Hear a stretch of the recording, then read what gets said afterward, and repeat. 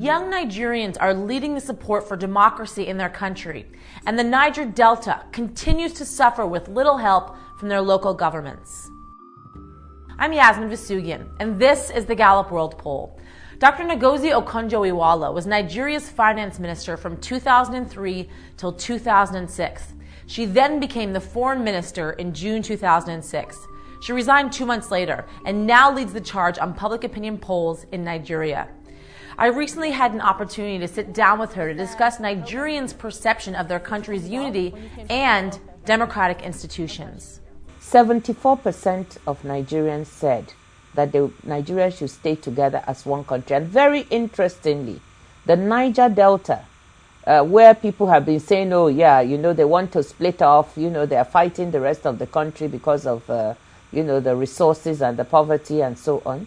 75% of them wanted Nigeria to remain one country. And interestingly, I have to say, the quest and yearn for democracy was also very strong there. Before you did the polling in Nigeria, did you suspect this would be the case? So I knew Nigerians yearn for democracy, but I didn't know it would be this strong. So it was really gratifying. And the interesting thing about it is, the younger the age group, the stronger the result. Why do you think the young people want democracy?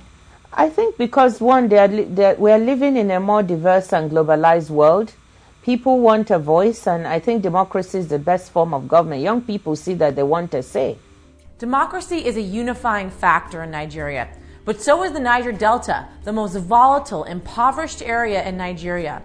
Dr. Okonjo-Iweala had a unique take on who is responsible for the area's instability. There is absolutely no doubt that the way the Niger Delta has been handled over time has not been the best. And both the government and the oil companies have, in a sense, really failed the people. When people say government has failed the Niger Delta, they often think of the federal government. And yes, the federal government could and should do more, but their state governments have the resources to do infinitely more than has been done. And I think the key question that the people in the Delta should be asking their governors, their local governments, as well as the federal government, is, what have you done with the resources? And what about the oil companies? Because the NOI polls said that 46% of the Nigerians say that the oil companies are not doing enough for the people in the Niger Delta. Right. The oil companies as well bear responsibility. And as I said, both government and the oil companies fail the people, in a sense that environmental issues where the oil companies could have helped clean up better, as they do in other parts of the world. In the early days, nobody really paid attention. And although you can see that from the polls, the people blame the governments more than they blame the oil companies. And I think I can understand that.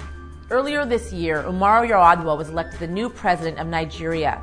Now, does this new administration have what it takes to stabilize the situation in the Niger Delta and make sure Nigerians' concerns with their job economy and local and national infrastructures can be remedied? That basically, from what I see of Yar'Adua's program, he has a 7-point program, and many of those points cover the same issues. He's focused on the energy sector. How does he improve delivery of electricity to the country, improve infrastructure? Education is part of his top priorities, so I think they're on the right path. I'm Yasmin Vasugian, and join us again to hear more voices from around the world.